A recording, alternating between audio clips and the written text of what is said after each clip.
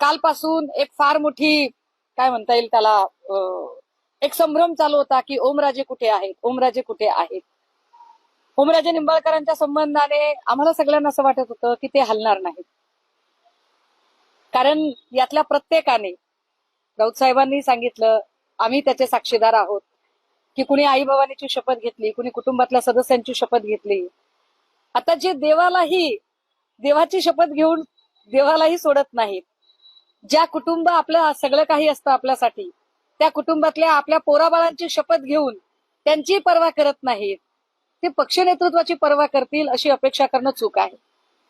परंतु काल रात्री 10:30 वाजता पुण्यात एक चार्टर आलं, ज्या चार्टरला तानाजी सावंत लीड करत होते.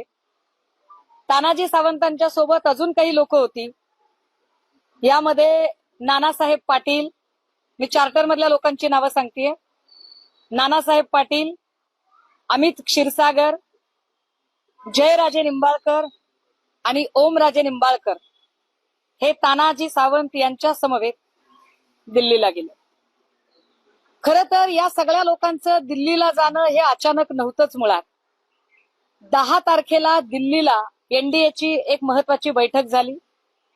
10 तारखेला एनडीएची जी पंतप्रधान मोदींनी बैठक घेतली, त्या बैठकीनंतर दिल्लीच्या हॉटेल ताज मानसिंगला या सगळ्या लोकांची बैठक एकत्रितपणे झाली. या बैठकीत आता ज्यांनी गट स्थापनेचा वगैरे दावा आणि या सगळ्या बातम्या येत आहेत, हे सगळे लोक त्या बैठकीला उपस्थित होते. ओमराजेंच्या एका महत्वाच्या केसचा निकाल आहे. निकाल 20 तारखेला येणार आहे. निकालावर का बरं हे सगळं अवलंबून असावं? निकालामध्ये असा काही शब्द दिलाय का?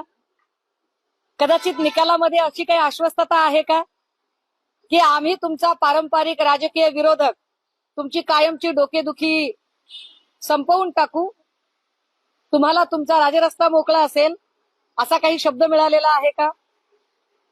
नागेश पाटील आष्टीकर बद्दल मी बोलावं तेवढं थोडं आहे. कारण नागेश पाटील आष्टीकर त्यांना असं वाटतं की ते सगळ्यात मोठे तिस्मार खान आहेत.